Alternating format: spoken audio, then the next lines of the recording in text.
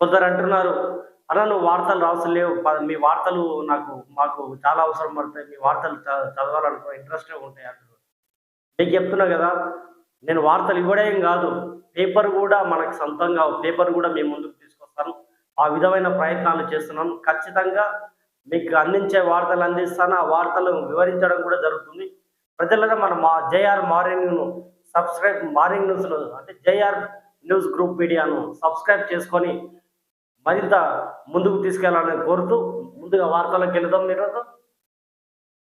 SRSP phase 2కు Damodar Reddy పేరు 24 గంటల్లో GO విడుదల చేస్తాం.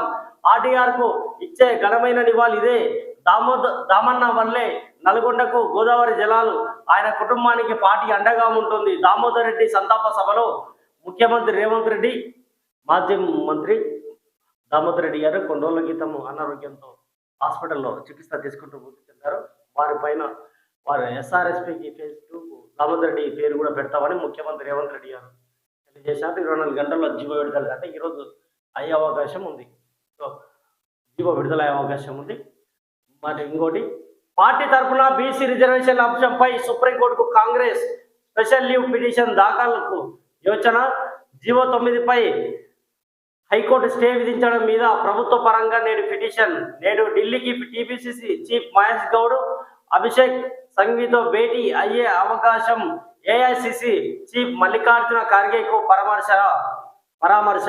స్థానిక ఎన్నికలలో బీసీలకు 42% రిజర్వేషన్కు సంబంధించిన జీవో 9పై తెలంగాణ హైకోర్టు విధించిన స్టేను ఎత్తివేయాలని కోరుతూ రాష్ట్ర ప్రభుత్వంతో పాటు పార్టీ పరంగా కాంగ్రెస్ కూడా సుప్రీంకోర్టును ఆశ్రయించనున్నట్లు తెలుస్తుంది. ఈ మేరకు సుప్రీంకోర్టులో టీపీసీసీ స్పెషల్ లీవ్ పిటిషన్ దాఖలు చేయనున్నట్లు సమాచారం. ఇటీవల అస్వస్థతకు గురైన ఏఐసీసీ అధ్యక్షుడు మల్లికార్జున ఖార్గేను పరామర్శించేందుకు టీపీసీసీ అధ్యక్షుడు మహేష్ కుమార్ గౌడ్ సోమవారం ఢిల్లీ వెళుతున్నారు. ఖర్గేను పరామర్శించిన అనంతరం పార్టీ పరంగా పిటిషన్ దాఖలు చేసే అంశంపై చర్చించేందుకు ప్రముఖ న్యాయవాది కాంగ్రెస్ ఎంపీ అభిషేక్ మను సంఘ్విని మహేష్ కుమార్ గౌడ్ కలవనున్నట్లు పార్టీ వర్గాలు తెలిపాయి.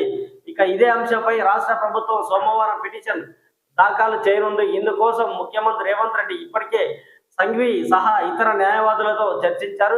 ఎట్టి పరిస్థితులను బీసీలకు 42% రిజర్వేషన్లతోనే స్థానిక సంస్థల ఎన్నికలకు వెళ్లాలని యోచిస్తున్నామని, దీనికి సంబంధించిన అన్ని మార్గాలను అన్వేషించాలని కోరారు. రాష్ట్రంలో కులగణన సర్వే నిర్వహించిన తర్వాత బీసీలకు 42% రిజర్వేషన్లు కల్పిస్తూ జీవో జారీ చేశామని, దీనికోసం ప్రత్యేకంగా ఒక కమిషన్ ఏర్పాటు చేయడం, ఆ కమిషన్ అధ్యయనం, సూచనలు, సలహాలతోనే రిజర్వేషన్ల శాతాన్ని